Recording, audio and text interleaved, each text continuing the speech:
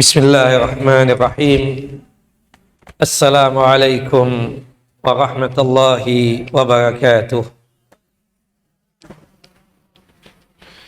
Innal hamdalillah nahmaduhu wa nasta'inuhu wa nastaghfiruh wa na'udzu billahi min syururi anfusina wa min sayyiati a'malina. Man yahdihillahu fala mudilla lahu wa man yudlil fala hadiya lahu. Asyhadu an la ilaha illallah wahdahu la syarika lahu wa asyhadu anna Muhammadan abduhu wa rasuluh. Wa laqad qala Allah ta'ala fil Qur'anil 'azim, ya ayyuhalladzina amanu taqullaha haqqa tuqatih wa la tamutunna illa wa antum muslimun.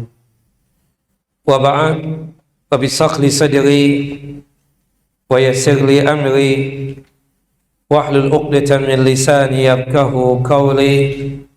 Allahumma anfa'na bima 'allamtana wa 'allimna ma yanfa'una wa zidna 'ilma.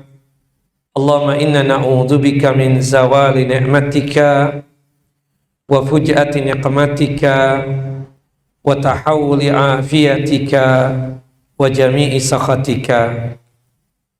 Allahumma inna na'udzubika min jahdil bala wa darakash syaqa wa su'il qada wa syamatatil a'da. Allahumma inna na'udzubika min adzabi jahannam wa min adzabil qubur wa min fitnatil mahya wal mamat wa min syarri fitnatil masihid dajjal. Akhawati fid din, a'azani wa a'azakunallah. Ibu-ibu yang dimuliakan oleh Allahu Jalla wa Ala, Majlis Ta'lim Al-Hunafa yang sedalam lindungan dan penjagaan Allahu Jalla Jalaluh, melanjutkan kajian kita, pembahasan kitab Al-Usulus Salasa, 3 pondasi di dalam Islam, yang dimana 3 pondasi itu berkaitan tentang ma'rifatullah, mengenal dan mengetahui tentang Allah Jalla Jalaluh. Kemudian yang kedua adalah mengenal dan mengetahui tentang Nabi Muhammad SAW. Kemudian yang terakhir adalah berkaitan dengan mengenal dan mengetahui tentang din beserta hujjah dan dalil-dalilnya. Pada kesempatan yang lalu kita sudah menjelaskan tentang 4 hal yang harus kita ketahui. 2 halnya sudah kita bahas. Yang pertama adalah berkaitan tentang al-ilmu. Al-ilmu ini berkaitan dengan ma'rifatullah, mengenal Allah. Kemudian wa ma'rifatu nabiyhi, mengenal nabinya Allah, yaitu Nabi kita Muhammad SAW. Wa ma'rifatu dinil Islam bil adillah, dan mengenal agama Islam dengan hujjah dan dalil. Kita sudah kupas tuntas tentang ilmu, baik ilmu dunia ataupun ilmu din dan ilmu agama. Termasuk juga secara singkat kita menjelaskan tentang cara untuk mengenal Allah Jalla wa Ala, terutama berkaitan tentang 3 tauhid. Ya, tauhid ar-rububiyah, yang kedua adalah tauhid al-uluhiyah, yang ketiganya adalah tauhid asma wa sifat. Tauhid ar-rububiyah, masih ingat ibu-ibu apa dimaksud dengan tauhid ar-rububiyah? Itu contoh. Jadi kalau menciptakan, menghidupkan, mematikan, contoh dari perbuatan Allah. Jadi kalau tauhid ar-rububiyah itu adalah mengesahkan Allah Jalla wa Ala di dalam perbuatan Allah. Di antara contoh perbuatan Allah Jalla wa Ala adalah menciptakan alam semesta, menghidupkan, mematikan, memberikan rizki, kemudian mengatur alam semesta ini, dan seterusnya. Jadi ta'rif atau definisi dari tauhid ar-rububiyah adalah mengesahkan Allah Jalla wa Ala di dalam perbuatan Allah Jalla Jalaluh. Sampai di sini ibu-ibu jelas? Kecepatan enggak? Kemudian yang kedua, tauhid al-uluhiyah. Masih ingat definisinya? Mengesahkan Allah Jalla wa Ala di dalam masalah ibadah. Ini lebih berkaitan dengan perbuatan kita. Kita sholat, kita puasa, kita umrah, kita haji, kita berkorban. Hanya diperuntukkan untuk siapa? Allah Jalla wa Ala. Sebagai wujud pengabdian kita dan penghambaan kita di hadapan Allah Jalla Jalaluh. Sebagai wujud untuk menyembah Allah Subhanahu wa Ta'ala. Makanya definisi daripada tauhid al-uluhiyah adalah ifradallahi ta'ala fil ibadah. Mengesahkan Allah Jalla wa Ala di dalam masalah ibadah. Makanya sering juga disebut tauhid al-uluhiyah ini diistilahkan dengan tauhid al-ibadah. Yang ketiga adalah tauhid asma wa sifat. Nanti insya Allah ini lumayan panjang definisinya. Nanti kita akan jelaskan pada lain kesempatan. Nah intinya mengenal Allah Jalla wa Ala itu berkaitan tentang tiga hal tadi. Mengenal Allah dari sudut pandang rububiyahnya, kemudian juga dari sudut pandang tauhid al-ibadah atau tauhid al-uluhiyah, termasuk asma was sifat. Kemudian yang kedua, bagian daripada cabang ilmu adalah ma'rifatun Nabi SAW. Mengenal Nabi Sallallahu Alaihi Wasallam. Masih ingat tidak ibu-ibu bahwasannya kesaksian kita kepada Nabi kita Muhammad Sallallahu Alaihi Wasallam baru dianggap benar jika kita mengikuti 6 hal berikut ini. Apa saja Bu 6 hal tadi? Mencintai Nabi SAW, itu yang pertama. Yang kedua, atau 5 hal ya, 5 hal, sorry. Yang kedua, mentaati Nabi SAW. Apapun yang diperintahkan oleh Nabi, kita laksanakan. Dan apapun yang dilarang oleh Nabi Muhammad SAW, kita tinggalkan. Sebagaimana yang Allah Jalla wa Ala sebutkan di dalam surah Al-Hasyr, surah yang ke-59, ayat yang ke-7. Wa ma ataakumur rasul fakhudhuhu wa ma nahakum anhu fantahu. Apapun yang datang dari Rasulullah sallallahu alaihi wasallam, ambillah. Apapun yang diperintahkan oleh Nabi SAW, laksanakanlah. Dan apapun yang dilarang oleh Nabi sallallahu alaihi wasallam, tinggalkanlah. Ini yang kedua. Yang ketiga, tasdiquhu bima akhbar. Apa yang ketiga, Bu? Membenarkan, mempercayai dan mengimani info dan kabar yang datang dari Nabi kita Muhammad sallallahu alaihi wasallam. Hal ini bersesuaian dengan firman Allah Jalla wa Ala dalam surah An-Najm ayat yang ketiga dan keempat. Surah An-Najm ayat yang ketiga dan keempat, yang dimana Allah Jalla wa Ala berfirman, wa ma yantiqu anil hawa in huwa illa wahyu yuha.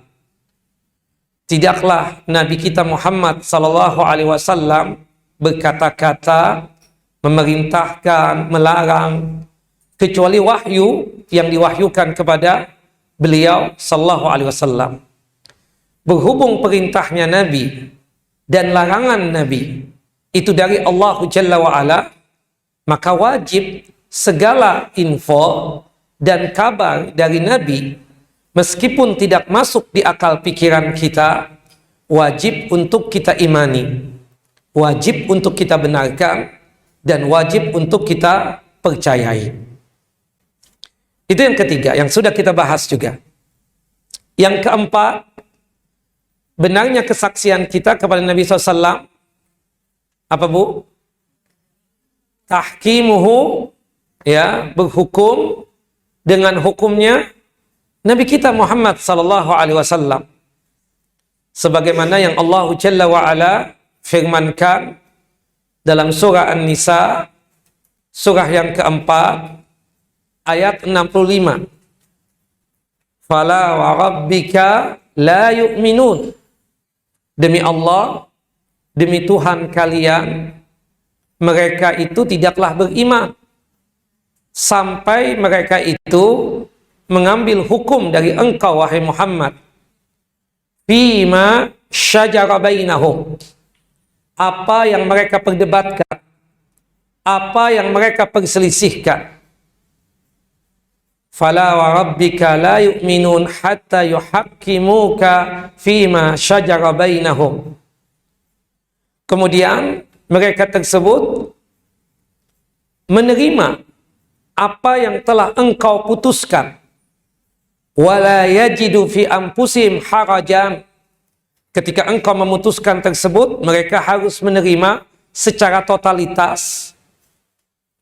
Dan tidak boleh ada perasaan tidak enak di qalbu, di hati mereka. Wa yusallimu taslima. Nah, artinya ini berkaitan dengan hukum Nabi SAW. Makanya sumber hukum itu ada dua. Yang pertama apa ibu-ibu? Al-Quran. Yang kedua, hadis Nabi SAW. Dan Al-Quran dan hadis ini selalu berjalan beriringan. Tidak mungkin bertentangan. Makanya kata Nabi kita Muhammad SAW, laqad taraktu fikum amraini in tamassaktum bihima lan tadillu abada. Aku telah tinggalkan kepada kalian dua hal. Aku telah wariskan kepada kalian dua perkara. Jika kalian pegang erat dua hal tadi, kalian tidak bakalan sesat selama-lamanya. Yang pertama apa ibu-ibu? Kitab Allah, Al-Quran. Yang kedua, sunnah Nabi SAW as-sahihah. Berkaitan dengan Al-Quran dan as-sunnah, ya, Al-Quran datang secara global. Sedangkan hadis penjelas daripada Al-Quran. Makanya, kalau kita melihat untuk mengetahui tentang tata cara sholat, tata cara berzakat, tata cara berpuasa, tata cara berumrah dan berhaji, berkorban, dan lain sebagainya, itu adanya di Al-Quran apa di hadis, ibu-ibu? Di hadis. Di Al-Quran, cuma apa kita katakan, menjelaskan secara global. Aqimus salah, tegakkan dan laksanakan salat. Wa atuz zakah, tunaikan zakat. Global. Tapi yang menjelaskan secara rinci apa?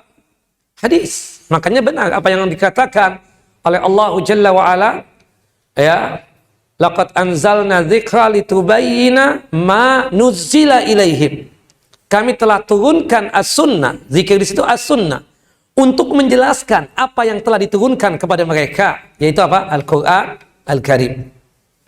Makanya orang yang ingkar sunnah, kan ada sakte sesat itu, ingkar sunnah, pasti dia nggak sholat, pasti dia nggak berzakat, pasti dia nggak berpuasa Ramadan, pasti dia nggak berhijab kalau perempuannya, pasti dia nggak berumrah, pasti nggak berhaji. Kenapa saya katakan begitu?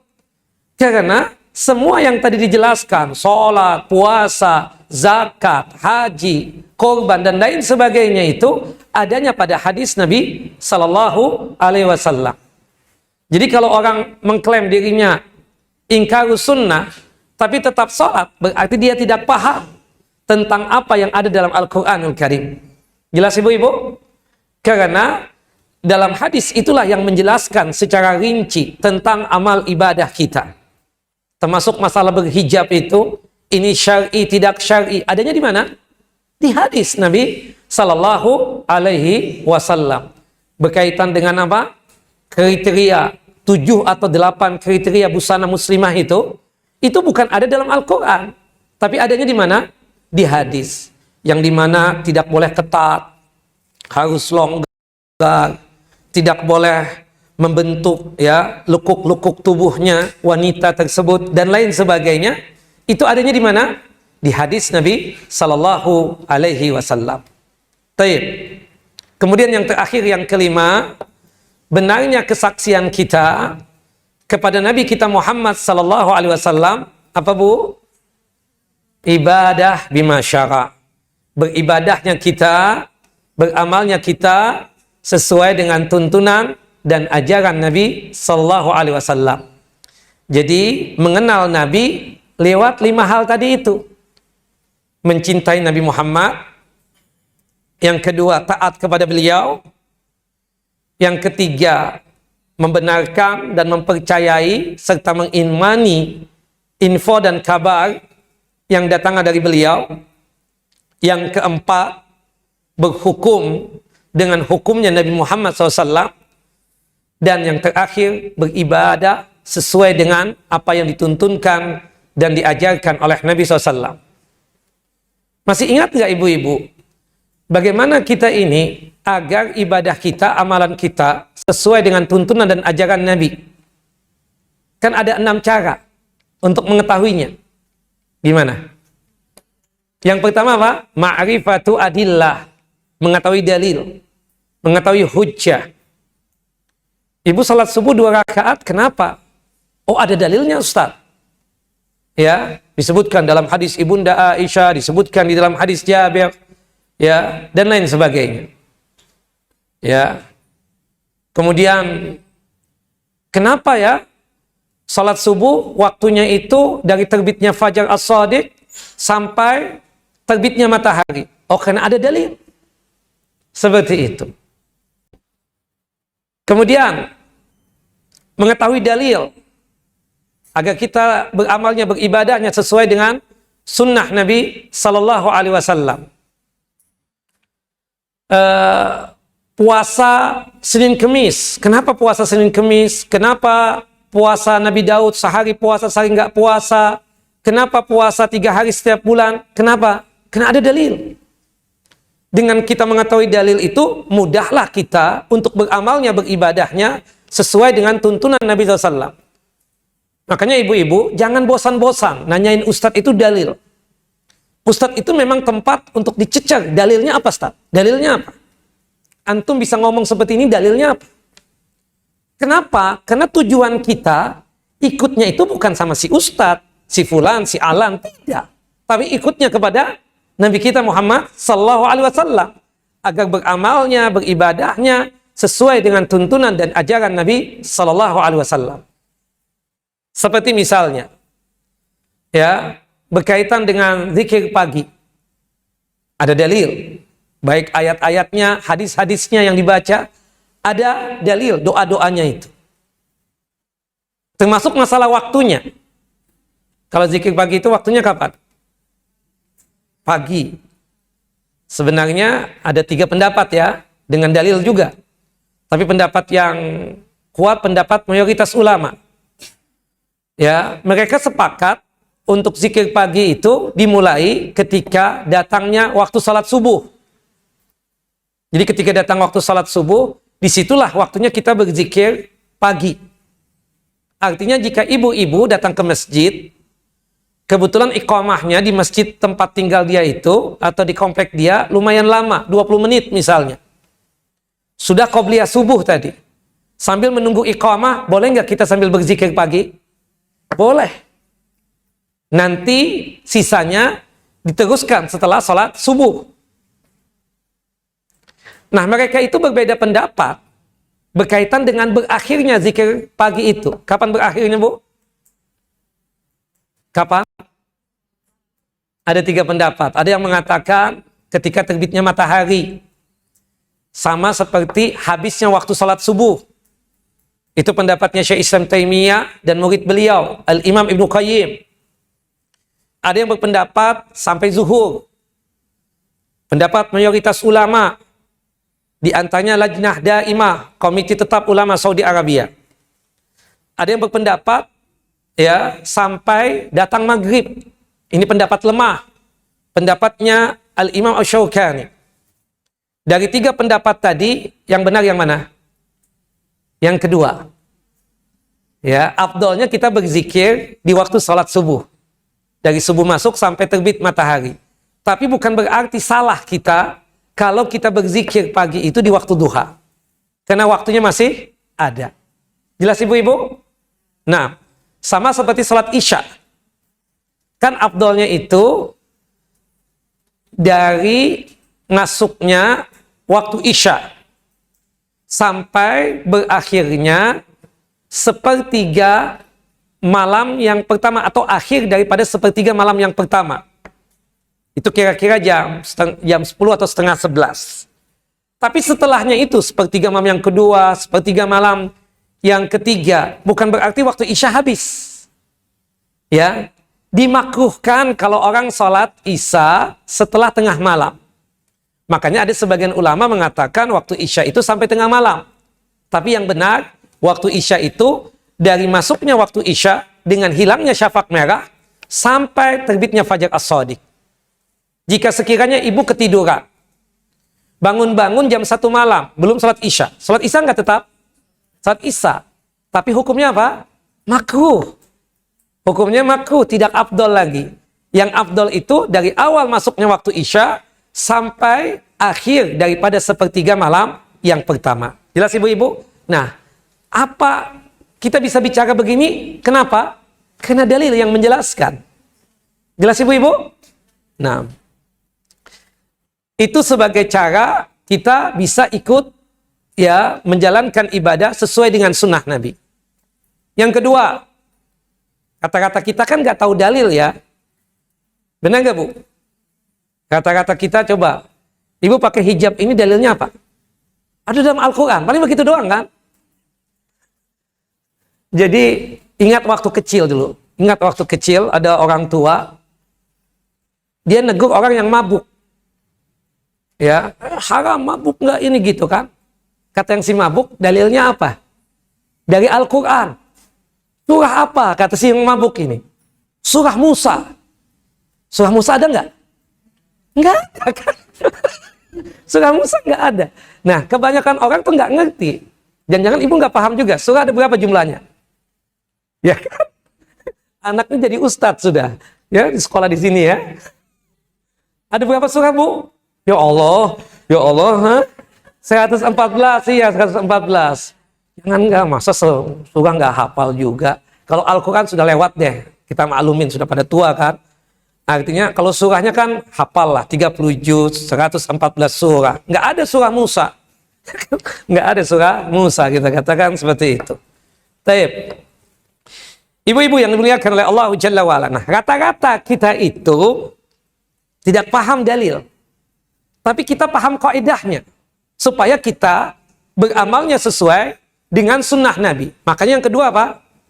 Ma'rifatu al-qadar. Mengetahui porsinya ibadah.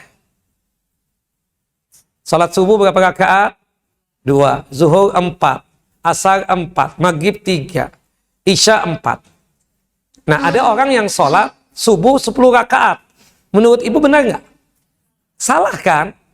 Ibu nggak tahu dalil. Dalilnya apa ya? Pokoknya di hadis deh. Ada. Subuh itu 2 rakaat. Kan ngomong begitu doang. Tapi kaidahnya sudah kita pahami. Subuh itu cuma 2 rakaat. Qobliyah subuh berapa rakaat? 2 juga. Kalau Ustadz yang jawab kan enak. Hadis Ibunda Aisyah. Hadis dikeluarkan oleh Imam Muslim. Nomor hadis sekian. Di dalam kitab Umdatul Ahkam juga ada. Dan seterusnya. Rak'ata al-fajri khairun minad dunya wa fiha. 2 rakaat qobliyah subuh lebih bagus daripada dunia dan seisinya. Artinya kalau orang mengerjakan qobliyah subuh lebih daripada 2, benar apa salah, Bu? Salah. Kita nggak paham dalil, cuma kaidahnya paham.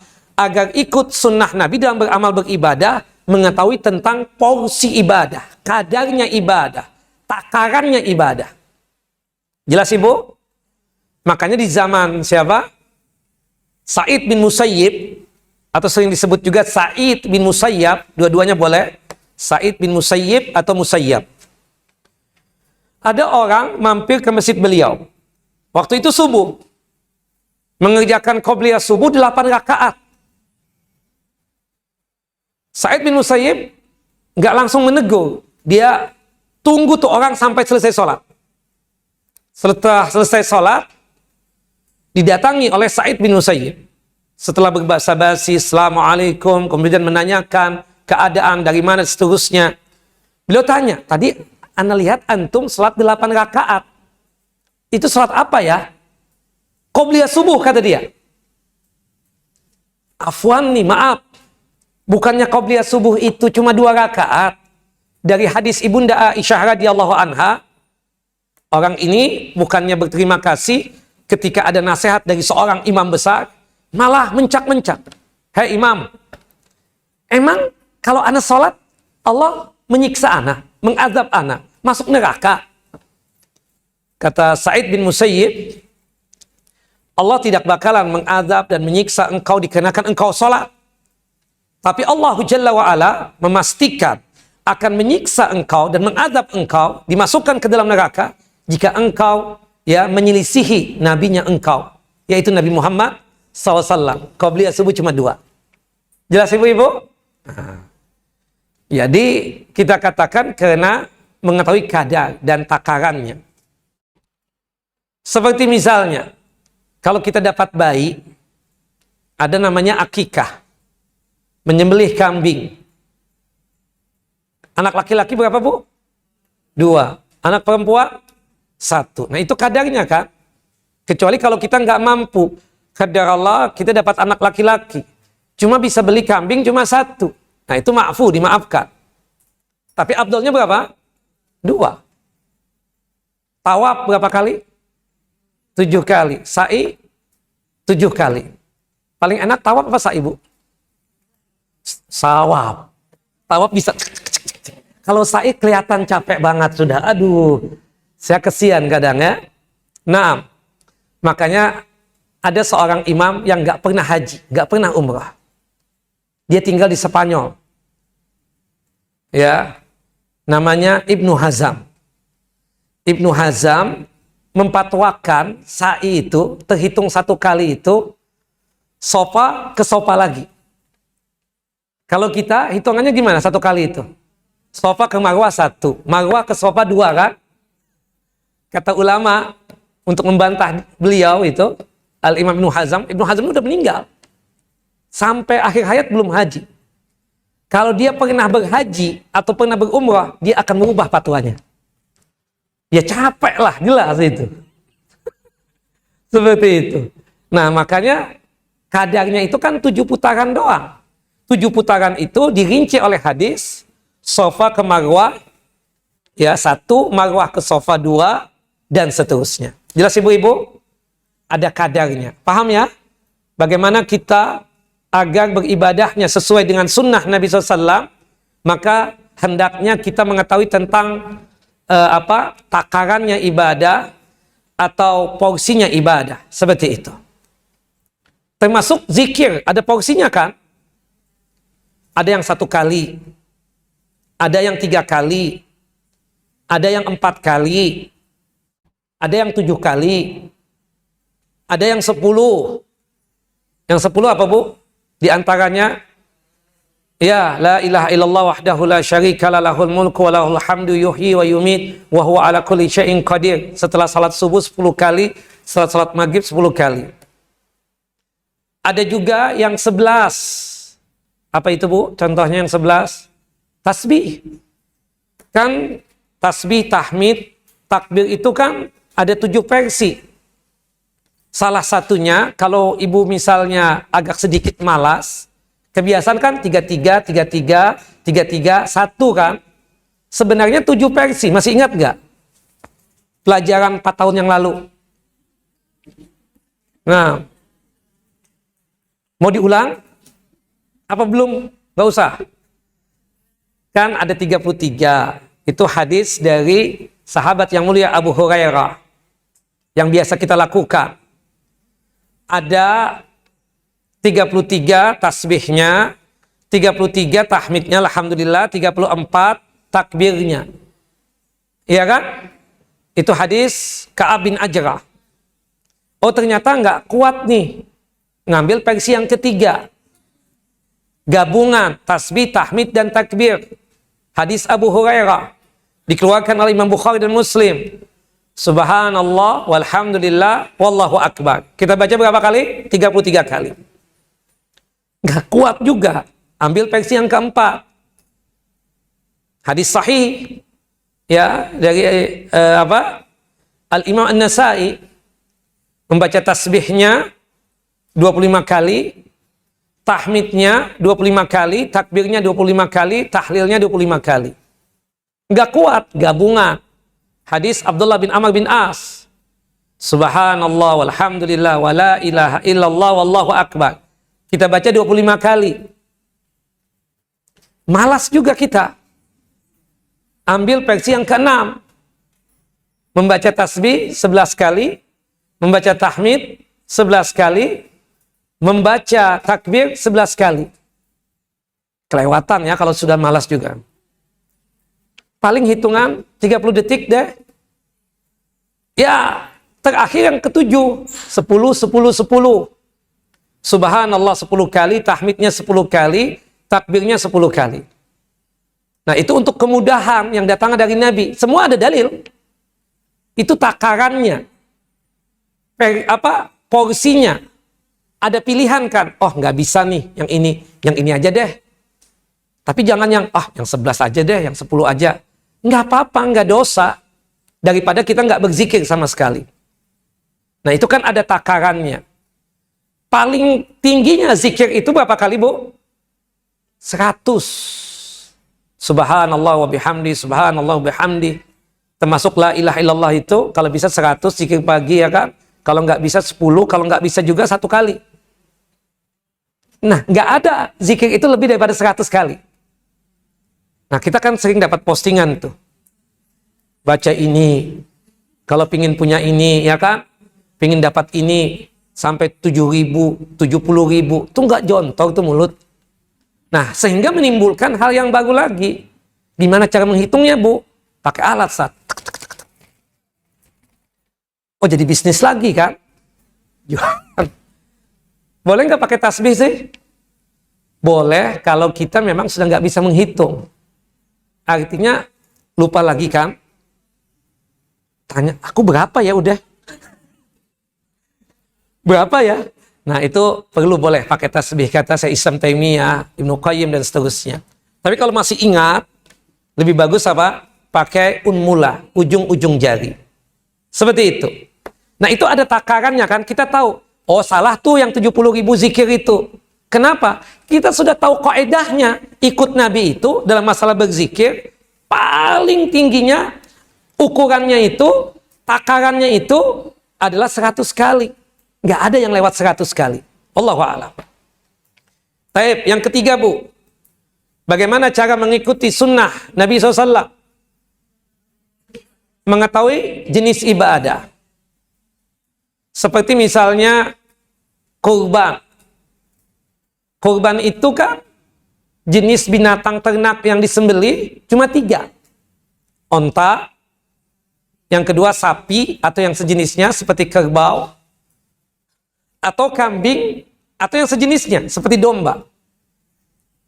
Di antara ibu, punya uang cuma 3 juta. Mau beli kambing nggak cukup. Start boleh nggak? Aku ganti dengan ayam. Nih kalau 3 juta, dapat 15 ekor ayam nih. Boleh nggak? Ibu pasti bilang, nggak boleh. Ada kaedahnya dalam ibadah. Yaitu berkaitan dengan ikut sunnah. Yaitu mengetahui jenis ibadah. Jenis berkorban itu binatang ternak yang disembelih, kambing, onta, dan sapi. Ayam nggak ada. Kata ibu mungkin ayam zaman dulu nggak ada. Oh ada. Ada sahabat yang makan ayam, ada sahabat yang makan bebek. Menunjukkan ayam dan bebek zaman dulu juga ada. Nah, apalagi contohnya kita katakan berkaitan dengan jenis ibadah. Kain ihram. Laki-laki pakaiannya khusus. Ditutupi oleh 2 kain putih. Satu kain menutupi bagian atas, satu kain menutupi bagian bawah. Sedangkan ibu-ibu pakaiannya sama, sebagaimana pakaian seperti ibu pakai sekarang ini. Seluruh tubuh tertutup, kecuali wajah dan kedua telapak tangan. Pakai masker boleh nggak? Ihram. Lagi ihram nih. Nggak boleh, karena dianggap kayak cadar. Seperti itu. Yang boleh itu, kalau kita terbiasa pakai cadar ya, wajah sih bukan aurat. Cuma kalau kita terbiasa pakai cadar, monggo. Itu ada ujung dari atas hijabnya dia, jilbabnya dia tambah kain lagi. Nanti ketika ada laki-laki yang matanya agak nakal, tinggal dia tutup. Itu jamaah laki-laki sudah pada lewat, dia buka lagi. Tapi bukan masker. Kalau masker sama dianggapnya sebagai cadar atau penutup wajah. Ya, makanya kalau kondisi aman sekarang ini sudah ada pengumuman dari pemerintah bahwasannya PPKM udah dicabut, apa semuanya sudah aman lah. Nah, ibu sholatnya normal lagi. Kecuali kalau ibu khawatir. Ibu khawatir takutnya nanti ada ini ada itu, atau kitanya kondisinya lagi flu dan seterusnya, monggo silahkan. Ya, kalau di tempat yang aman seperti di kamar rumah kita sendiri, bukalah penutup maskernya itu. Bukalah maskernya itu. Seperti itu. Termasuk juga waktu umrah ya. Banyak kemarin yang pakai masker masih. Ya, jamaah bukan jamaah kita, enggak, jamaah orang lain. Ya, itu tidak dibolehkan. Nah, itu sama hukumnya seperti cadar tadi. Nah, kenapa? Jenis pakaian untuk beribadah umrah dan haji seperti itu. Laki-laki nggak boleh pakaian sebagaimana pakaian biasanya dia. Baju gamis, kemeja, atau celana, bahkan peci sekalipun nggak boleh. Tidak dibolehkan. Kalau dia misalnya menutup kepalanya, terkena dam. Kalau dia memakai pakaian dalam, terkena dam. Seperti itu. Nih, pakaiannya laki-laki untuk ihramnya khusus. Itulah jenis ibadah dalam berumrahnya, berhajinya ketika dia ihram tersebut. Jelas ibu-ibu? Nah, ini jenis juga ya. Wallahu a'lam. Baik. Kemudian kalau kita hajian, kan ada tuh sesi melempar jamarat. Yang kita lempar itu apa, Bu? Batu. Batunya, takarannya, ukurannya kecil. Seperti kacang yang putih itu tuh. Atau kalau ibu pernah lihat kotoran kambing, seperti itu paling besarnya. Jangan besar lebih daripada itu. Ada sahabat ngangkat batu besar, ingin melempar jamarat. Iya kawal gulu, kata Nabi. Hati-hati engkau, jangan berlebihan. Diambilkan oleh Nabi. Cukup seperti ini ya, tidak boleh lebih daripada ini. Batu yang dilempar. Jenis ibadahnya begitu jamarat. Sekarang sih nggak pernah lagi saya lihat. Waktu zaman sekolah, itu ada yang lempar kain ihram, ada yang lempar sandal. Pernah nggak?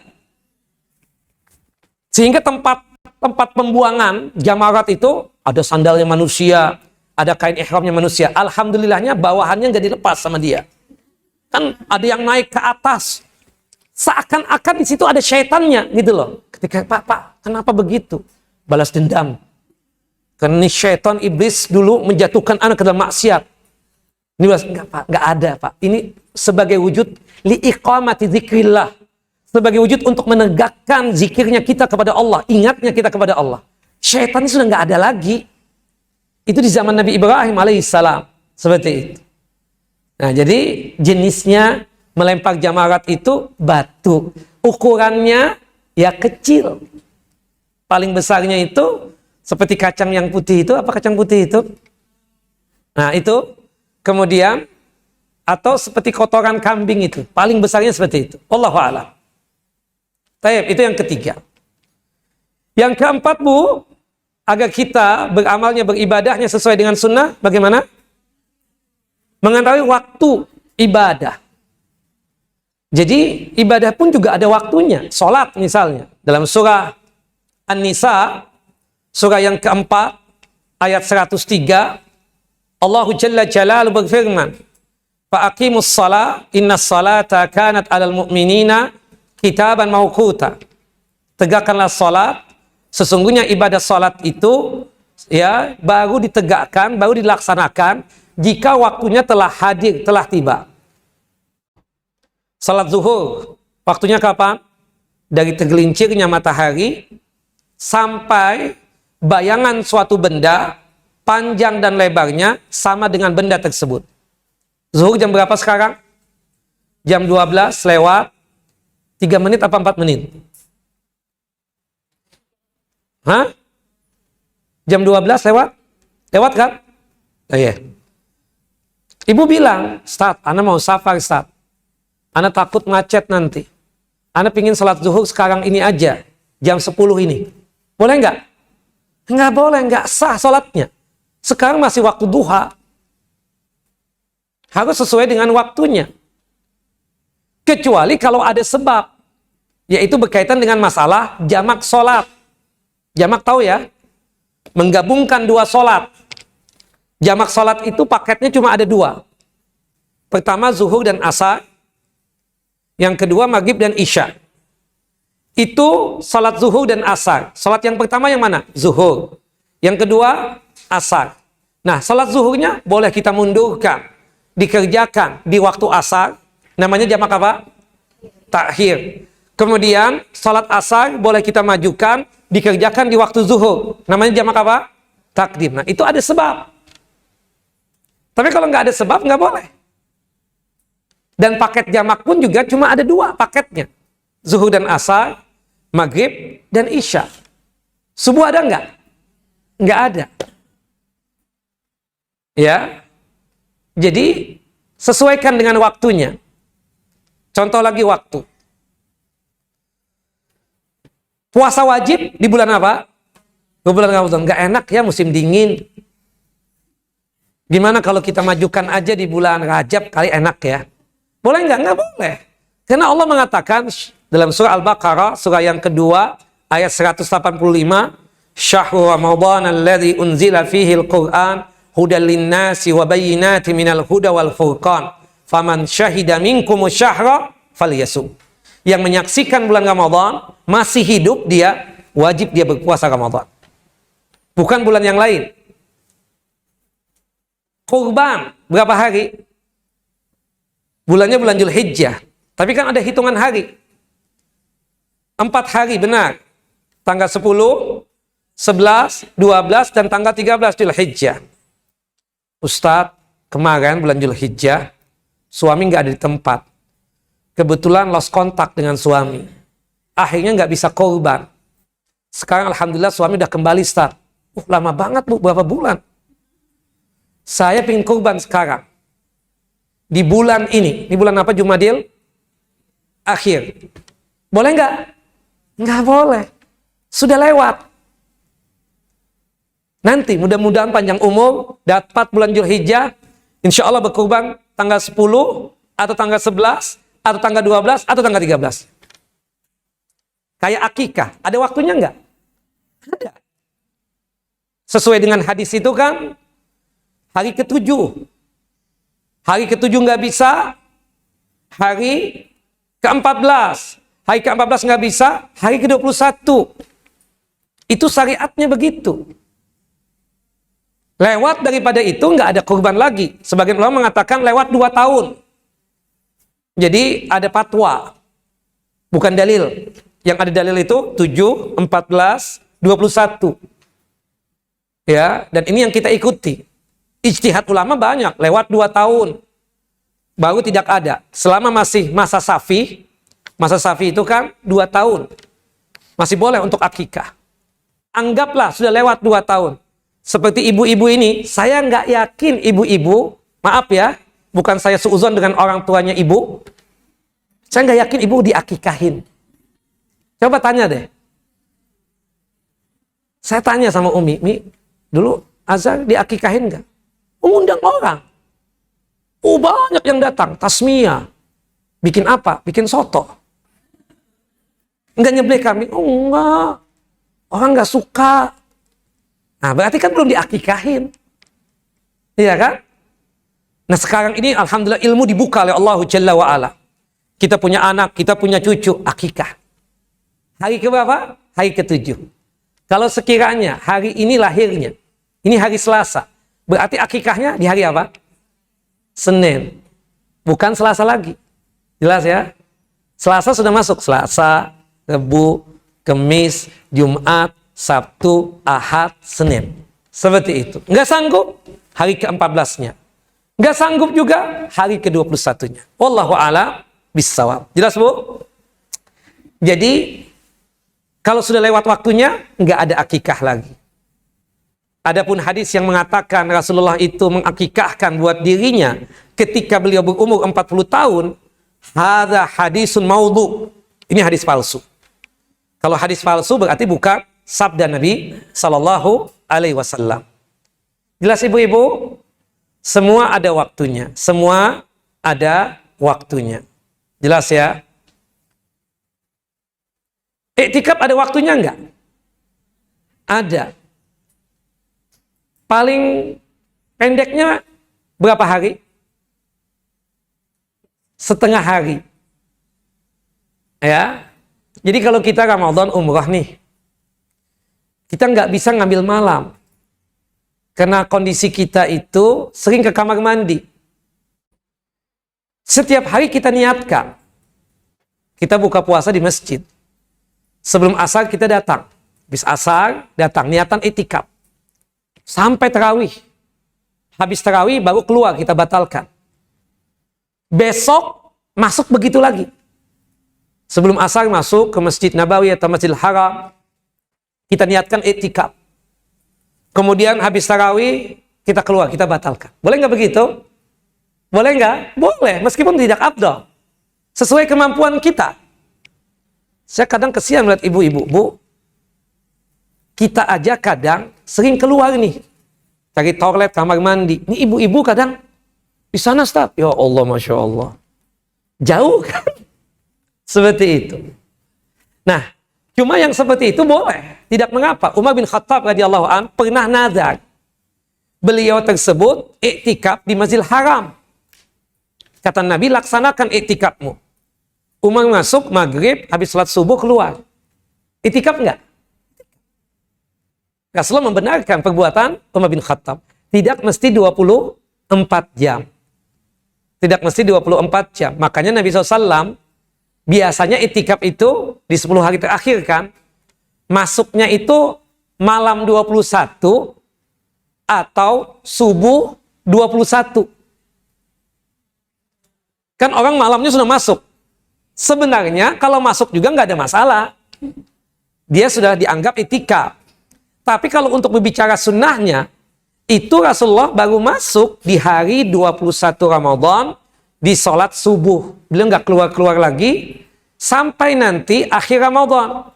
Kalau Ramadannya itu 29 hari, Rasulullah itu keluar habis maghrib. Pas malam takbiran. Tapi kalau Ramadannya itu 30 hari, Nabi Muhammad keluarnya lagi setelah sholat subuh di hari yang ke-30 Ramadan tadi. Jelas, Bu? Itu sunnahnya. Saya sudah nggak kuat lagi. Ibu-ibu Masya Allah masih kuat. Yang penting sudah mencobain lah. Iktikaf wajib nggak? Nggak wajib kan? Sunnah. Sesuai kemampuan. Karena Hunafa bikin pengajian di akhir Ramadan. Ya, yang mana yang lebih dahulukan? Kajian atau iktikaf? Kajian. Kajian wajib. Iktikaf sunnah. Termasuk kerjaan, kan bos kita nih. Kan teman-teman yang semangat, iktikaf, saat iktikaf. Nah sekarang Anda mau tanya, antum ini kan punya pekerjaan. Yang antum sudah tanda tangan, janji setia. Ya, sudah ada agreement dengan bos, dengan atasan antum, dengan kantor ini. Liburan baru 4 hari sebelum Idul Fitri. Antum pengen iktikaf, monggo silahkan. Tapi kalau bicara kewajiban, antum ya milihnya yang mana? Kerjaan yang tadi ada perjanjian atau iktikaf? Pekerjaan. Termasuk ibu mengurusi suami atau iktikaf? Mengurusi anak atau iktikaf, Bu? Makanya jangan dipaksain. Lailatul Qadar bukan berarti kita harus iktikaf. Itu kan supaya fokus beramal, beribadah aja. Supaya jangan sampai ada gangguan-gangguan. Ini kan kadang sama aja kita lihat anak-anak muda itikaf. Handphone tetap jalan, tetap telepon, tetap candaan, baca Quran ya sekali-sekali, ya sama aja di rumah. Seperti itu. Nah, tujuan kita itikaf itu kan tidak lain tafarrugan lil ibadah, untuk memfokuskan diri ibadah. Nah, jadi waktunya itu paling kita katakan paling sebentar, ya setengah hari lah untuk itikaf itu. Jadi kalau yang dilakukan oleh teman-teman kita tadi, masuk sebelum asar, kemudian nanti keluar setelah sholat tarawih, itikaf enggak? Itikaf. Meskipun tidak sunnah, tapi sudah dianggap dia tersebut apa? Iktikaf. Karena kalau kita berbicara sunnahnya itikaf itu 10 hari yang terakhir. Dan rata-rata kita nggak sanggup. Makanya sebagian bapak atau ibu itu kadang memilihnya malam-malam ganjil. Iya kan? Untuk apa? Mengejar Lailatul Qadar. Boleh nggak begitu? Boleh saja. Masuk habis maghrib atau masuk habis isya, keluar setelah sholat subuh. Gak ada masalah begitu ya. Termasuk itikaf juga. Waktunya sudah ada. Baik, itu yang keempat. Dengan kita mengetahui waktu-waktu ibadah, maka amalan kita sesuai dengan sunnah Nabi Sallallahu Alaihi Wasallam. Yang kelima, mengetahui tempat ibadah. Ibadah sholat untuk laki-laki, afdolnya utamanya di masjid. Terutama salat wajibnya. Tapi kalau salat sunnah, afdalnya di rumah. Mau laki mau perempuan. Kata Nabi SAW, Sallu fi buyutikum. Sallu fi buyutikum. Sallu fi buyutikum. Ilal faraid. Salatlah kalian di rumah kalian. Salatlah kalian di rumah kalian. Salatlah kalian di rumah kalian. Kecuali salat wajib. Untuk kita yang laki-laki, salat wajib di masjid. Tapi kalau untuk ibu-ibu, salatnya di mana, Bu? Di rumah. Berdasarkan hadis dari Abdullah ibnu Umar, dan juga hadis dari Abu Hurairah, dan juga hadis dari Ummu Humaid As-Sa'adiyah. Jadi ada Ummu Humaid As-Sa'adiyah, seorang perempuan penduduk asli Madinah, dari kalangan Ansar, kaum Ansar. Dia datang kepada Nabi SAW, Ya Rasulullah, Ya Nabi Allah, uhibbus salah ma'aka. Aku senang betul kalau salat itu menjadi makmumnya antum, berada di belakang antum ya Rasulullah. Siapa yang tidak senang? Nabi yang jadi imam. Kita saja nih sama ustadz kan, kalau ustadznya itu sudah senang banget, ibu-ibu bapak euforianya luar biasa. Sampai pilih-pilih, sama ustadz ini enggak? Sama ustadz ini enggak? Yang kajian saya, ustadz ini enggak? Ya kan begitu. Wajar gitu, manusiawi banget. Apalagi ini Nabi. Kata Nabi apa? Laqad alimtu annaki tuhibbinas salah ma'aya. Aku tahu wahai Ummu Humaid As-Sa'adiyah, engkau ini senang betul salat berada di belakangku. Walakin salatuki fi baitiki khairun laki min salatiki fi hujratuki. Salatnya anti, salatnya kamu, wahai Ummu Humaid As-Sa'adiyah, wahai perempuan, di kamar rumahmu itu lebih utama, lebih afdal, lebih baik, lebih besar pahalanya ketimbang engkau salat di ruangan tamu yang itu bagian daripada rumahmu sendiri. Jadi rumah kita itu kan ada kamar kita khusus, ada ruang tempat berkumpul keluarga, ada ruang tamu, ada teras. Dari bagian rumah kita, untuk kita yang perempuan, salat yang paling afdal di mana? Di kamar. Kemudian Rasulullah mengatakan, salatnya kamu di ruang tamu yang ada di rumahmu sendiri, itu lebih afdal, lebih utama, ketimbang salat di teras rumahmu. Teras sudah bagian luar. Wassalatuki fi dariki khairun laki min salatiki fi masjidi qaumuki. Salatnya kamu di teras rumahmu itu lebih utama, lebih besar pahalanya ketimbang salat di masjid kampungmu. Dan salatnya kamu di masjid kampungmu, jadikan di Madinah dulu ada perkampungan Bani Salamah. Untuk ibu-ibu itu lebih bagus di masjid kampungnya sendiri ketimbang di Masjid Nabawi. Ya. Itu kalau kita mukimah. Pertanyaan saya, ibu kan umrah nih, Februari umrah atau Ramadan umrah ya. Yang afdol sholat buat wanita kalau safar di kamar hotelnya apa di Masjidil Haram? Di kamar hotelnya atau di Masjid Nabawi? Alasannya kenapa? Karena kita musafir. Yang afdol buat wanita sholat tadi itu tempatnya kalau kita mukimah. Kalau itu tempat-tempat singgah, itu nggak afdol lagi buat kita. Malah kan rentan dengan bahaya kadang. Apalagi yang hotelnya jauh-jauh, kalau musim hajian itu. Kadang dari pagi, jamaah sudah pada keluar tuh. Ada ibu-ibu yang kadang di situ aja. Nah, kadang itu membahayakan buat dia. Kan banyak kejadian-kejadian kadang kita dapatkan itu. Terutama di musim hajian, zaman dulu. Sekarang nggak ada lagi udah. Zaman dulu, kita masih sekolah masih ingat itu. Ada kejadian macam-macam. Ibu ke masjid aja, Bu. Enggak, afdol kan di rumah sendiri. Bu, ini bukan rumah ibu. Ini hotel, penginapan. Enggak ada orang di sini. Takutnya ada apa-apa nanti. Ikut sama suami deh. Kan seperti itu. Nah, jadi afdolnya kita untuk sholat di rumah kita itu sebagai wanita, kalau itu tempat mukimnya kita. Kalau lagi safar, kita katakan, ya, terutama ke Mekah, Madinah, terutama Mekah, Madinah ya, yang paling afdol itu ya di Mekah, di Masjidil Haram. Kalau di Madinah, ya Masjid Nabawi. Lagian pula ibu-ibu ngapain ke Mekah, ke Madinah, kalau sholatnya di kamar hotel juga? Iya kan? Ngapain coba? Umrah sudah selesai. Sekarang tinggal memperbanyak ibadah.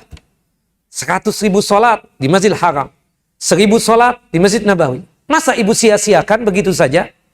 Di kamar aja deh, malas. Ya Allah, ya sudah mencurahkan tenaga, sudah mencurahkan harta, kok sholat di kamar juga ya? Yang na'udzubillah bapak-bapak kalau begitu juga sama. Nah, jadi kita katakan itu berkaitan dengan masalah tempat. Kalau kita tahu tentang tempat ibadah, maka kita insya Allah ibadahnya kita, amalannya kita sesuai dengan tuntunan dan ajaran Nabi Sallallahu Alaihi Wasallam. Seperti ibadah haji, ibadah umrah, tempatnya di mana? Di Mekah. Mahal saat Ramadan. Mahal. Di sini aja deh. Kita sewa nih yang kayak gini. Kita bikin Ka'bahan. Ya, tempat sa'i ada Bukit Sofa, Bukit Marwah. Bu, ya Allah, saya nggak berani ngomongnya nih. Takutnya kita dibilang offset nih. Offset nih si ibu nih. Ya kan begitu nanti. Karena tempatnya tawaf di Ka'bah, kita katakan di Mekah itu. Kemudian sa'i, ya di tempat sa'i. Bukit Sofa dan Bukit Marwah. Ya kalau nggak mampu, nggak wajib lah. Kan seperti itu. Insya Allah mudah-mudahan kita mampu semua kan seperti itu. Amin ya Rabbal Alamin. Tayyib.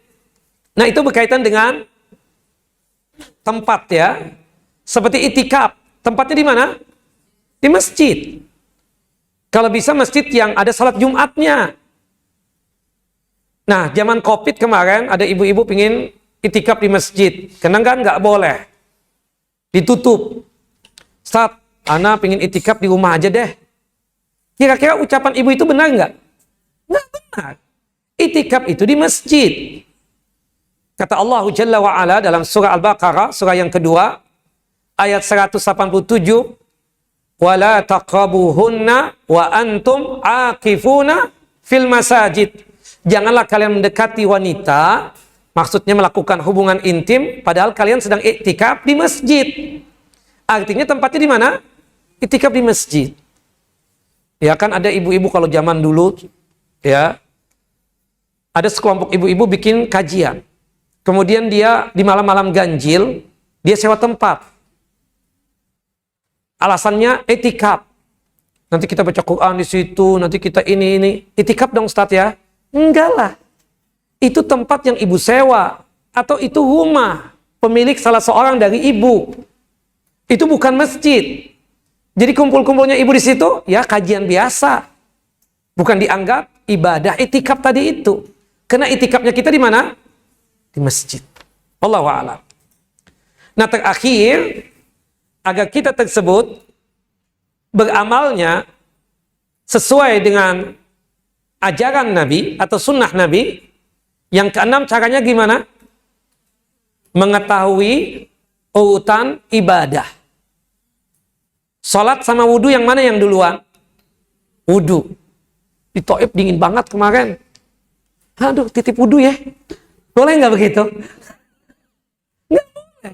Sat, nggak ada nih ininya. Anak salat aja ya tanpa wudu, nggak boleh. Oke. Atau tayamum aja, tayamum. Boleh nggak tayamum? Nah, tayamum itu boleh jika kita mendapatkan 4 alasan berikut ini. Yang pertama, kita sakit yang tidak boleh terkena air. Ibu sakit nggak, Bu? Enggak. Sehat kan? Kalau kena air nggak apa-apa kan? Nggak ada masalah. Oke. Kalau yang kedua, tidak ada air. Air banyak, berlimpah ruah. Tidak boleh kita tayamum. Yang ketiga, kondisi dingin yang sangat luar biasa. Memang tuh, kemarin Taif dingin banget, Bu. Aduh, kita pegang airnya nggak berani. Nah, kalau kita khawatir dengan kita berwudu dengan menggunakan air karena kondisi iklim dingin luar biasa, kita boleh tayamum. Dalilnya Ustadz? Nah, kan dalil. Hadis Amr bin As radhiyallahu anhu. Ketika itu peperangan Dzatus Salasil. Beliau diutus menjadi pemimpin peperangan Dzatus Salasil. Subhanallah, Amr bin As mimpi basah. Dingin yang luar biasa. Akhirnya beliau putuskan tayamum. Ya. Kenapa? In iktasaltu ya khiftu au khasyitu an ahlaka. Aku takut kalau aku mandi juga nih, aku bisa celaka nih, entah sakit atau qaid. Bisa jadi. Dia jadi imam. Rupanya dari makmumnya itu, pasukannya tahu nih. Dia ini pakai tayamum doang. Padahal dapat junub. Padahal ada air. Subhanallah, sekembalinya dari Madinah, diinfokan kepada Nabi. Ya Rasulullah, ini sahabat kita Amr bin As, dapat junub. Dia bukannya mandi, malah tayamum doang. Dipanggil Amr bin As, ya Ammar tusalli bin nas wa anta junub. Wahai Amr bin As, engkau mengimami sholat sahabat-sahabatmu, pasukanmu, engkau dalam kondisi junub. Dia cerita, ya Rasulullah, aku memang dapat junub, tapi kondisinya dingin yang sangat luar biasa. Ya, wa hasitu in iktasaltu au an aktasila fahalaktu au an ahlaka. Aku takut ya Rasulullah, jika aku memaksakan mandi, aku bisa celaka. Dan aku teringat akan pesan Allah Jalla wa'ala dalam Al-Quran.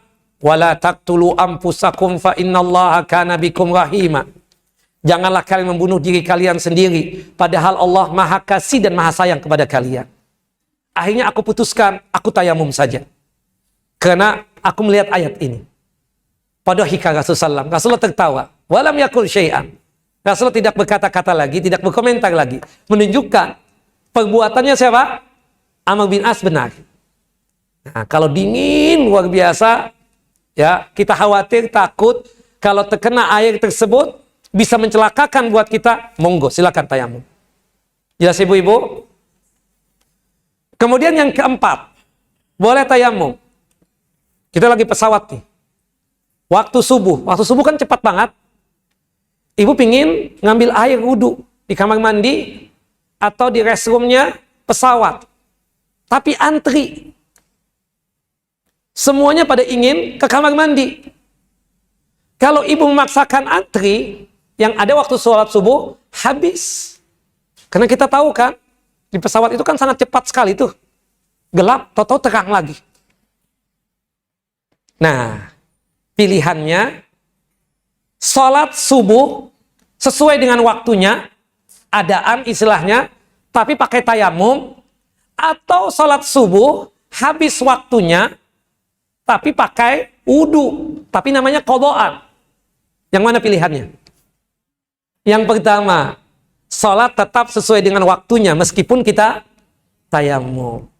Nah jadi, udah silahkan Bu tayamum aja Bu udah. Ya, lagi antri misal. Seperti itu. Wallahu a'lam bissawab. Ya. Atau kalau ingin sampelnya, nggak enak Sat, tayamum Sat. Tapi lagi antri nih. Butuhkan ada air itu Bu. Ambil air sedikit segelas segini. Kan memang tata cara wudhu Nabi ada 8 tahapan, 9 tahapan. Tapi yang wajibnya kan cuma 4. Apalagi ibu pakai hijab. Yang wajibnya apa saja? Wajah, tangan nggak sunnah, kakanda. Sunnah, kedua telapak tangan, membasuh, baca bismillah itu sunnah. Yang wajib itu sesuai dengan apa yang Allah firmankan dalam surah Al-Ma'idah, surah yang kelima, ayat yang ke-6. Ya ayyuhalladzina amanu, idza kuntum ila shalah, faghsilu wujuhakum wa aydiyakum ilal marafiq wamsahu bi ru'usikum wa arjulakum ilal ka'bain. Yang wajib cuma 4. Wajah, tangan sampai ke siku, mengusap kepala, ya. Kalau kita perempuan nggak perlu lagi telinga, karena nggak ada tuh yang begini-begini. Karena langsung diusapkan aja di atas jilbab kita, sedikit air doang. Kemudian kita kan pakai kaos kaki atau kebetulan dingin pakai sepatu bot misalnya. Diusapkan bagian atasnya saja. Nah itu wajibnya 4 saja. Nah tertibnya kan begitu. Wudu dulu baru sholat. Kalau sholat tanpa wudu nggak sah. Kata Nabi, la sholata liman la wudu alahu. Tidak ada sholat bagi mereka yang tidak ada wudu. Termasukkan sholat. Berdiri, ruku, iktidal, sujud, duduk di antara 2 sujud, sujud. Sekali-sekali sujud dulu deh. Baru ruku. Boleh nggak begitu? Tidak boleh. Ya, jadi sesuai dengan urutannya. Nah, sama dengan umroh ya.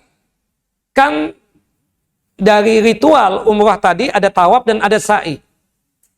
Kebetulan, qadarallah, pas hari kita umroh itu kita didatangi tamu yang bernama haid.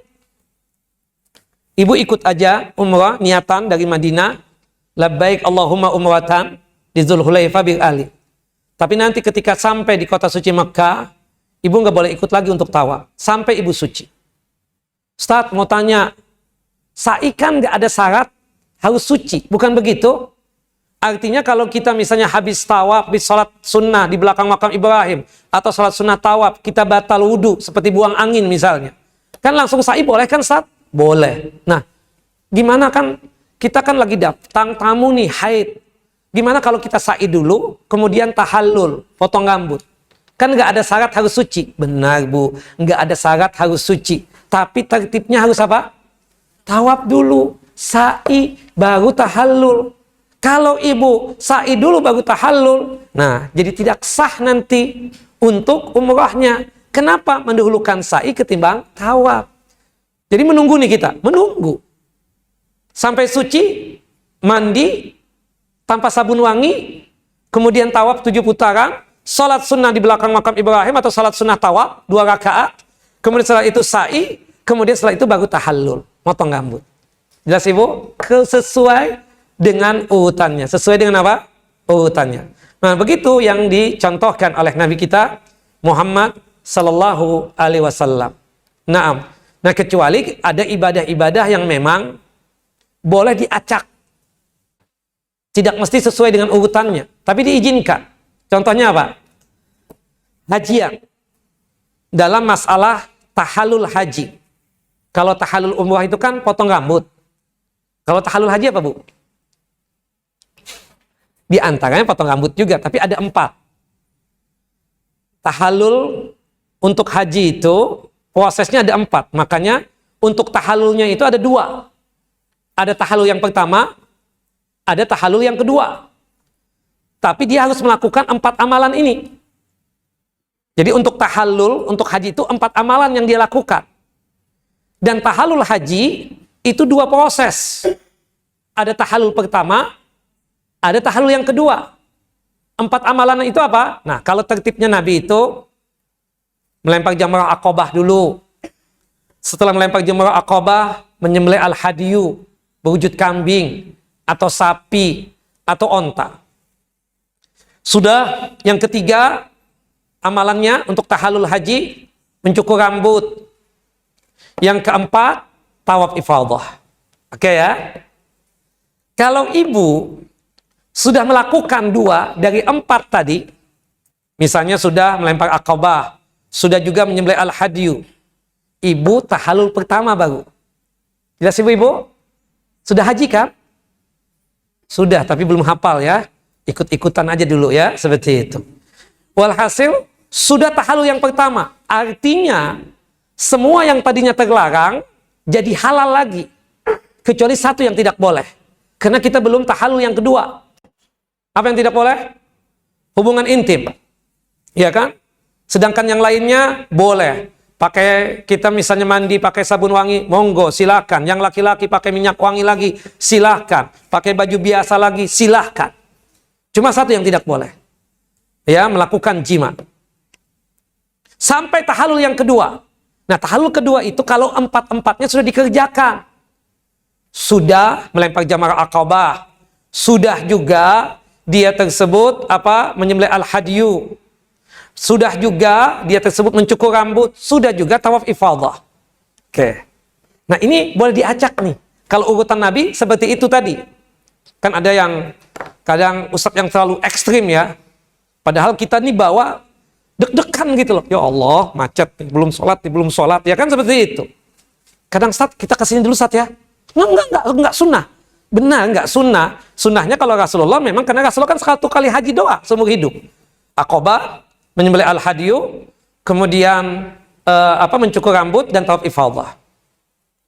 Kita bilang, bapak-bapak, ibu-ibu, berhubung kredit banget nih, kita nggak bisa untuk langsung ke Mina untuk melempar jamar aqabah, Musdalifah, kemudian ke Mina, ya kan? Dari Musdalifah, insya Allah kita ke Mekah dulu. Ngapain Sat? Tawaf ifadah. Boleh nggak? Ada sahabat yang nanya kan, ya Rasulullah, boleh nggak aku tawaf ifadah dulu? La haraj, tidak mengapa, boleh. Ya Rasulullah, boleh nggak aku mencukur rambut dulu? La haraj, tidak mengapa. Ya Rasulullah, boleh nggak aku menyembelih al-hadyu dulu? Boleh. Nah, artinya tidak menjadi masalah. Jadi kita kondisikan aja gitu loh, ya. Dan kita pernah sunnah sesuai dengan sunnah pernah. Aqabah, menyembelih al-hadyu, mencukur rambut, tawaf ifadah pernah. Tapi pernah juga tawaf ifadah dulu. Dan setelah itu kan enak cukur rambut, bebas, merdeka. Ketika melempar jamar aqabah, pakaian bebas sudah. Seperti itu. Ya, kita melihat keadaan lah. Nah, itu kan ibadah yang tidak sesuai urutan pun tidak mengapa. Karena memang berdasarkan dalil. Tapi ada ibadah-ibadah yang harus sesuai dengan urutan. Sesuai dengan tertibnya. Harus seperti itu. Jelas ibu-ibu? Wallahu a'lam bissawab. Taib. Itu yang berkaitan dengan 6 hal ini. Ini sedikit mengulang ya, apa yang sudah kita bahas sebenarnya. Tapi kan memang kita maklumin lah. Ya, karena kita, ya kan kata Allah dalam surah Yasin itu, faman nu'ammirhu nunakkisu fil khalaq. Barang siapa yang dipanjangkan umur, akan dikembalikan seperti sedia kala. Saya nggak mau berkomentar lagi. Nah, seperti itu. Sering lupa. Tapi ini mantap ya, sudah 6 hal ini Bu. Masih ingat ya? Jadi 5 berkaitan dengan kesaksian kita kepada Nabi. Disitulah kita memahami Nabi Muhammad SAW, mengenal Nabi Muhammad SAW. Yang 6 tadi itu, tata cara kita supaya lebih mengaplikasikan sunnah Nabi. Supaya kita beribadahnya, beramalnya, sesuai dengan tuntunan dan ajaran Nabi SAW. Baik ibu-ibu, sudah 1 jam setengah kajian. Kita buka sesi pertanyaan, apa teruskan? Lanjut, oke. Nah, kemudian yang ketiga kan, wa ma'rifatu dinil islami bil adillah.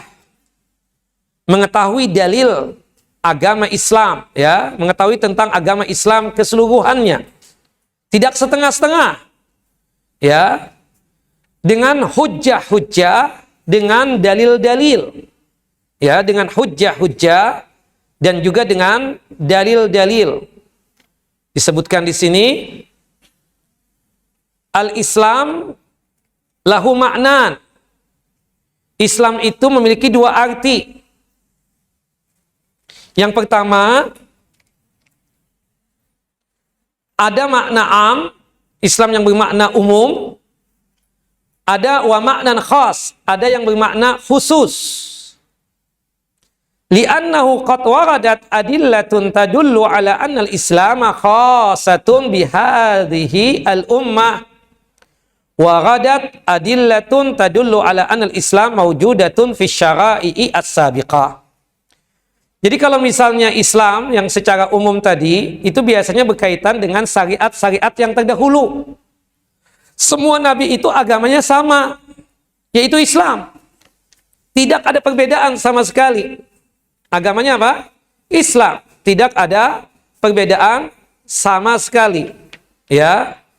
Jadi kita katakan kita mengenal agama tersebut Islam yang ada pada zaman dulu atau Islam yang khusus pada umat ini. Makanya dikatakan oleh para ulama ketika menjelaskan tentang arti Islam, kata para ulama tersebut, Islam itu bisa berarti umum, artinya syariat. Kalau Islam yang diartikan umum itu adalah syariat umat-umat terdahulu. Umat-umat apa? Terdahulu, kita katakan. Nah, tapi kalau Islam yang khas, yaitu kita, yang sekarang ini. Syariat yang dibawa oleh Nabi kita Muhammad Sallallahu Alaihi Wasallam. Nah, ada juga yang mengartikan Islam yang sifatnya umum itu maksudnya adalah ibadatullahi wahdah la syarikalah wa hadza dinul anbiya umuman. Yang disebut dengan Islam secara umum itu adalah beribadah hanya kepada Allah semata dan tidak ada penyekutuan di dalamnya. Itu yang disebut dengan Islam secara umum tadi. Jelas ibu-ibu? Kecepatan enggak? Yang disebut dengan Islam secara umum adalah beribadah hanya kepada Allah semata dan tidak ada sekutu di dalamnya. Itu yang disebut dengan ibadah secara umum. Wa hadza dinul anbiya'i umuman. Dan inilah agamanya para nabi secara umumnya. Dari Nabi Adam sampai Nabi kita Muhammad Sallallahu Alaihi Wasallam. Ya, sebagaimana yang disebutkan dalam surah Al-Maidah, surah yang kelima, ayat 44. Surah Al-Maidah, surah yang kelima, ayat 44. Allah Jalla wa Ala berfirman, yahkumu biha an-nabiyuna alladzina aslamu. Para nabi berhukum dengan hukum Islam sebagai wujud untuk tunduk dan patuh kepada Allah dalam rangka untuk beribadah kepada Allah Jalla wa Ala semata. Naam. Di sini Allah Subhanahu wa taala mensifati para nabi dari kalangan Bani Israel dengan sebutan Islam. Nah, Islam di sini artinya apa tadi? Beribadah hanya kepada Allah Jalla wa Ala semata. Tidak ada sekutu di dalamnya. Dan itulah dakwahnya para nabi. Sebagaimana yang Allah Jalla wa Ala tegaskan dalam surah An-Nahl, surah yang ke-16, ayat 36. Surah An-Nahl, surah yang ke-16, ayat 36. Walaqad ba'atsna fi kulli ummatin rasula an i'budallaha wajtanibut taghut. Sungguh kami telah mengutus di setiap umat seorang rasul, yang dimana rasul itu menyampaikan kepada umatnya, wahai umatku, beribadahlah kalian hanya kepada Allah semata dan jauhkanlah diri kalian dari kesyirikan. Jadi sekali lagi ibu-ibu, kalau dikatakan Islam yang sifatnya umum itu maksudnya apa? Beribadah hanya kepada Allah semata, tidak ada sekutu di dalamnya. Understood, Bu? Jelas, Bu? Nah, ada Islam yang khusus. Apa yang dimaksud dengan Islam yang khusus tadi itu? Disebutkan, ammal Islamu bimaknal khas. Adapun Islam yang berarti atau bermakna khusus, maksudnya adalah ad-dinul ladzi ba'atsahallahu nabiyahu Muhammadan sallallahu alaihi wasallam bihi wa ja'alahu khatimatal adyani la yuqbalu min ahadin dinun siwa. Yang disebut dengan Islam yang berarti khusus adalah agama yang dibawa oleh Nabi Muhammad SAW. Agama yang dimana Allah Jalla wa'ala mengutus nabinya yang bernama Muhammad, yang dimana agama tersebut dijadikan oleh Allah sebagai penutup berbagai macam agama. Karena Nabi Muhammad itu juga sebagai penutup para nabi. Tidaklah diterima agama apapun kecuali agamanya yang dibawa oleh Nabi Muhammad sallallahu alaihi wasallam. Sebagaimana yang Allah Jalla wa Ala firmankan dalam surah Ali Imran, surah yang ketiga, ayat 85. Surah Ali Imran, surah yang ketiga, ayat 85. Allah Jalla wa Ala berfirman, "Wa may yabtaghi ghairal islami dinan falai yuqbala minhu wa huwa fil akhirati minal khasirin." Barang siapa yang mencari agama selain Islam, agama di sini berarti khusus apa umum, ibu-ibu? Khusus. Yang disebut Islam secara khusus tadi apa maksudnya?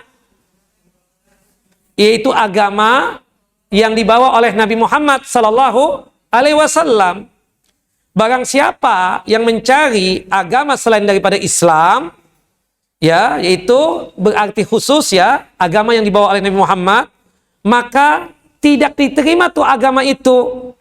Dan nanti di akhirat mereka itu dalam kondisi merugi. Nasrani, Yahudi, Buddha, Hindu, Konghucu dan seterusnya, itu merugi semua nanti. Nah, ibu-ibu, keyakinan kaum Nasrani itu kan, Nasrani itu ada saktenya berapa? 72 kan? Ada 3 sakte sesat ya dari kalangan Nasrani itu. Dianggap kufur 3-tiganya. Ya. Yang dimana ada sakte dari kalangan Nasrani tersebut yang meyakini ya bahwasanya Nabi Isa alaihi salam itu bersatu dengan Allah Jalla Jalaluh dan tidak bakalan bisa dipisahkan. Ibarat kita mencampur susu dengan kopi. Gak mungkin dong dipisahkan lagi. Sesat. Ada keyakinan sakte sesat yang kedua, Yakubiyah. Dia mengatakan bahwasannya Allah bersatu dengan Nabi Isa. Ini juga sesat. Nah, yang ketiga, ya, itu ada kalangan kaum Nasrani. Namanya apa? Al-Muwahhidun. Al-Muwahhidun itu artinya apa, Bu? Muwahhid. Yang mengesahkan Allah. Sakte yang ketiga ini, dia meyakini Nabi Isa itu cuma Nabi, hamba Allah. Bukan Tuhan, bukan anak Tuhan, bukan Trinitas. Kelompok Al-Muwahhidun dari sakte sesat kaum Nasrani ini menganggap bahwasanya Nabi Isa itu makhluk. Benar dong? Tapi kenapa kelompok sakte Al-Muwahhidun dari kalangan Nasrani ini dikatakan sesat, dianggap kafir? Kenapa, Bu? Satu, dia tidak mau apa? Beriman dengan siapa? Dengan Nabi Muhammad.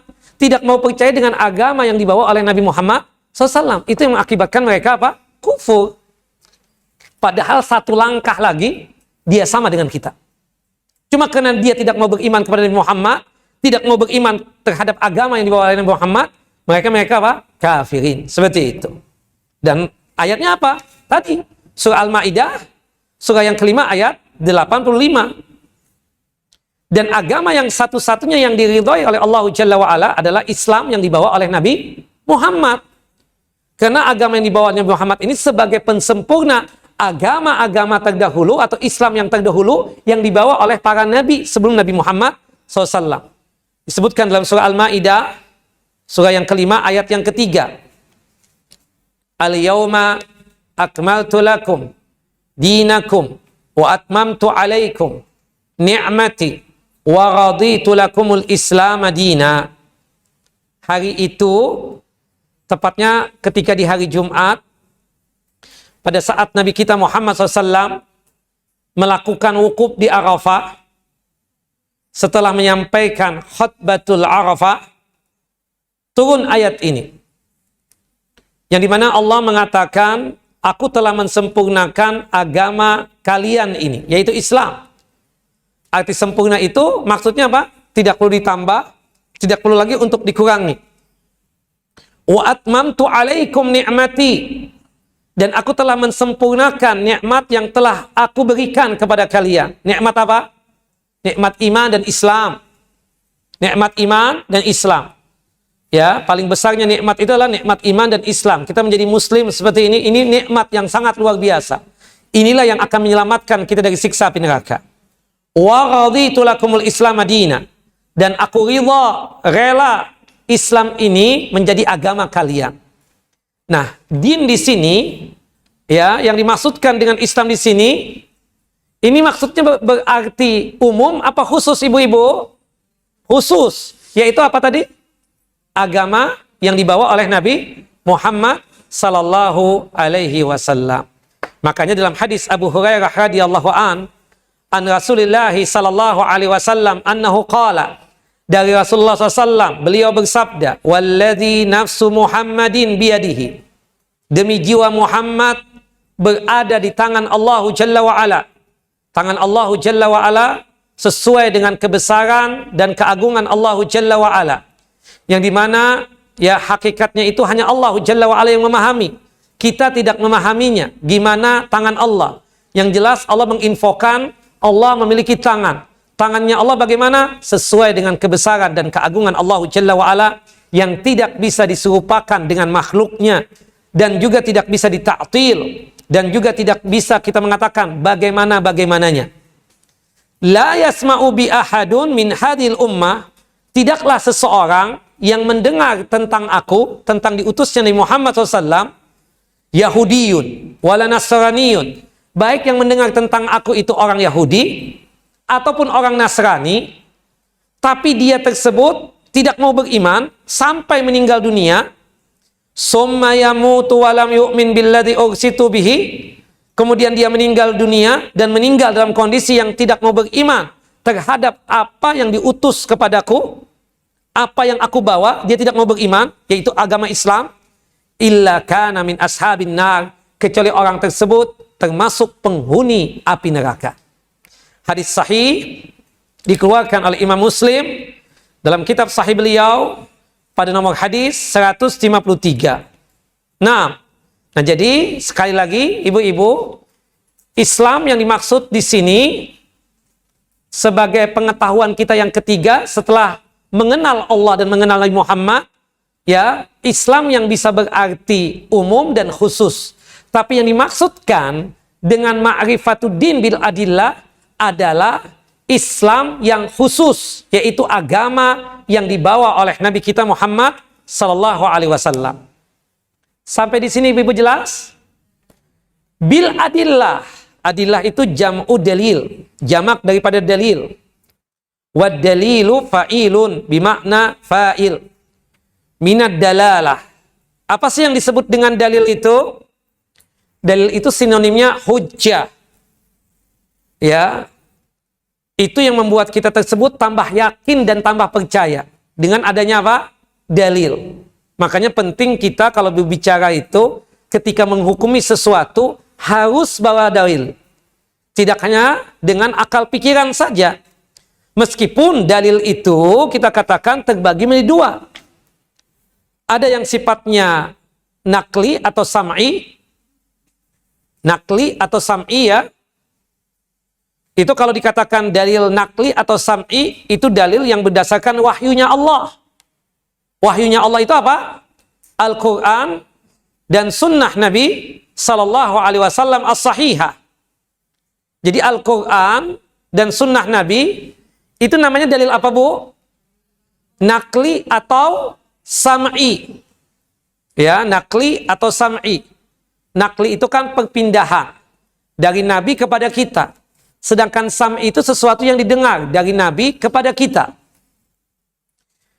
Ada juga dalil yang kedua, yaitu dalil akli, akal pikiran.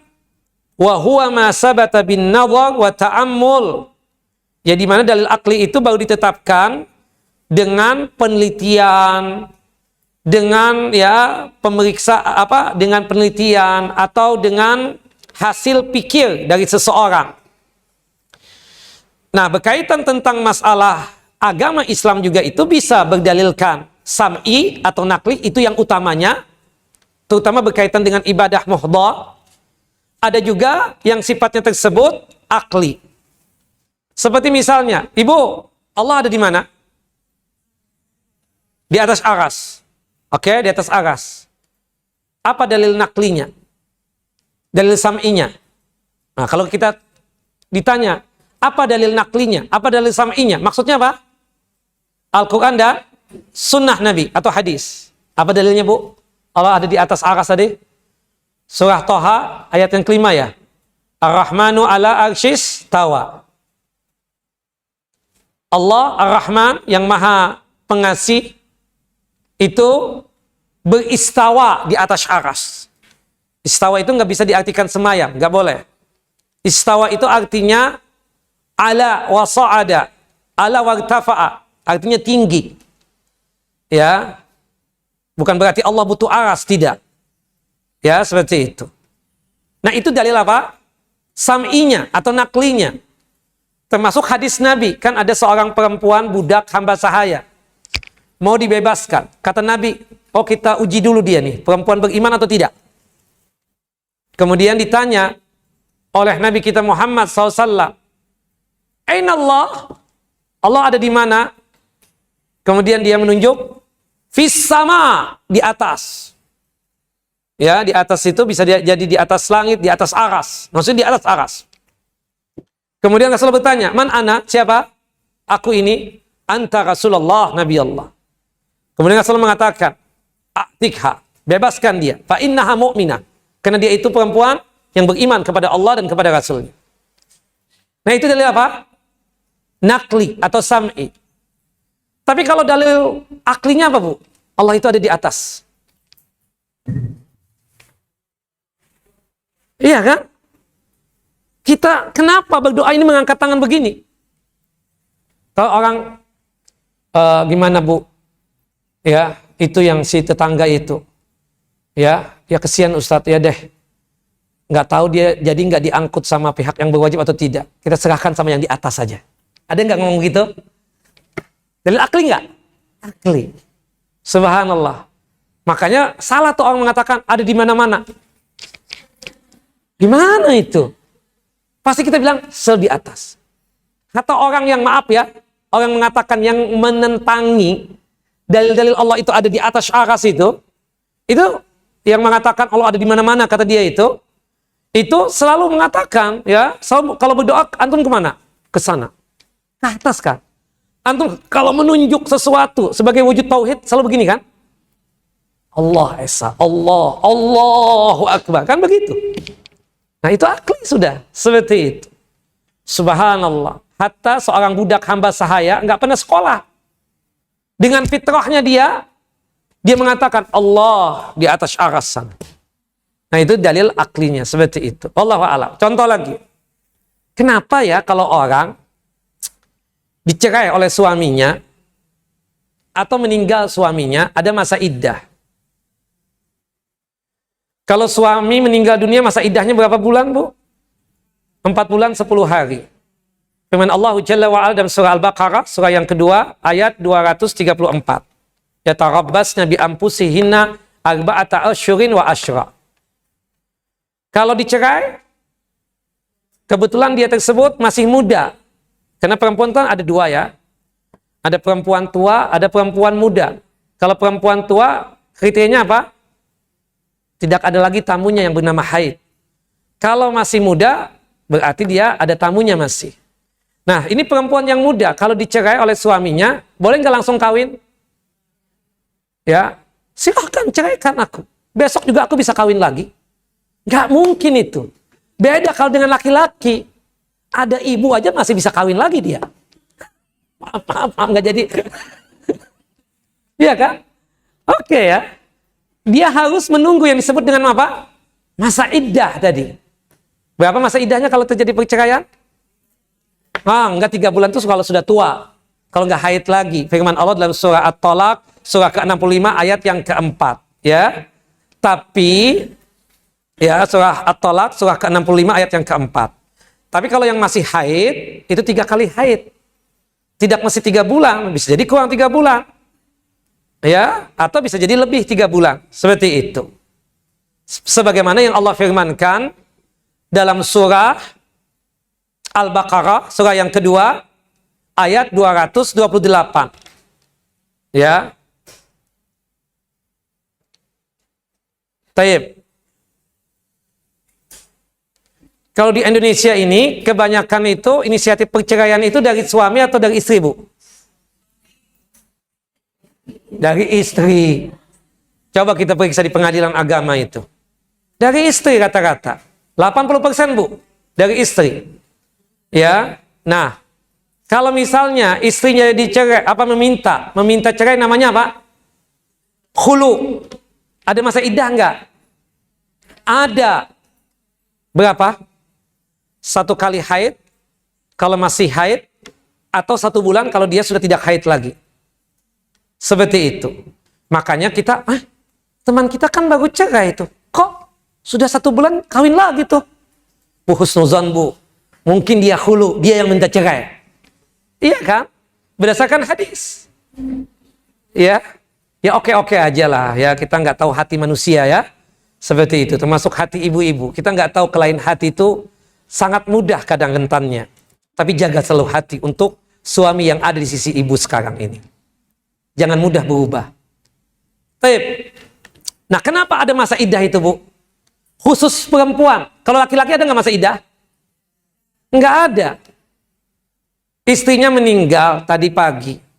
Dia menikah habis zuhur. Boleh nggak? Boleh ya? Sepakat? Boleh. Boleh ya kan? Nggak ada masa iddah. Ibu masih ada, saya bilang dia boleh menikah lagi kan? Bukan begitu? Iya. Nah, tapi apa? Kan dalilnya jelas tadi. Kalau naklinya, sam'inya kan jelas. Masa iddah itu untuk perempuan ini Al-Baqarah ayat 228. Kalau yang meninggal suaminya 234, ya kan? Kalau yang berkaitan dengan masalah iddah masa hamil itu sampai melahirkan. Firman Allah dalam surah At-Talaq surah ke-65 ayat yang keempat. Kenapa? Dalil naklinya jelas itu tadi. Dalil sam'inya jelas dari Quran dan hadis. Kemudian aklinya apa tuh, Bu? Cakep. Ya, untuk membersihkan tadi. Ibu-ibu kan ngomong lagi tuh. Kan cukup kan dengan dengan sekali haid doang, kenapa harus 3 kali? Ternyata 1 kali haid itu belum sempurna bersihnya. Sampai 3 kali betul-betul. Itu khusus yang bercerai. Ya.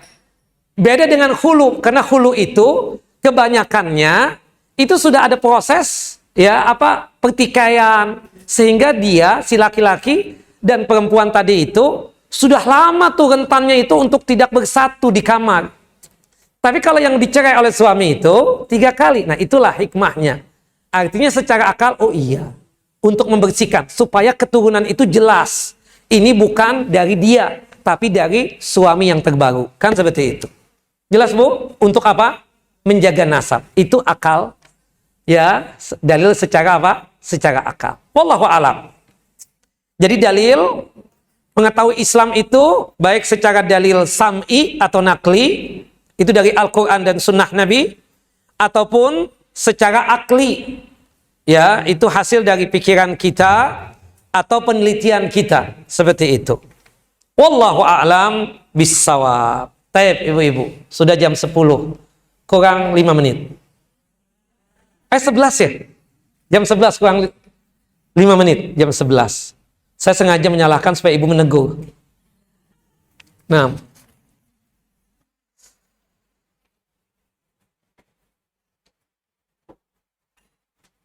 Ustadz, saya ingin bertanya bagaimana status cucu yang ditinggal di rumah warisan dari kakek yang belum laku terjual. Apakah harus mengontrak di rumah warisan tersebut atau tidak, Ustadz? Ya Allah, kalau cucu disuruh ngontrak juga kelewatan. Kita aja sama teman aja nggak tega ya kan? Artinya itu rumah warisan. Maksudnya dia ini paham. Itu statusnya gimana? Tuh cucu tinggal di situ masih. Ya nggak ada masalah.